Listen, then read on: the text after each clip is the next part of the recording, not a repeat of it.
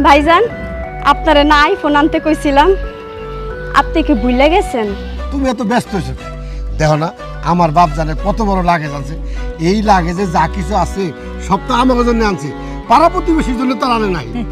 বাজান ব্যাগটা দে, আমি ঘরে লয়ে যাই। আমার ব্যাগে তো কিছু নাই।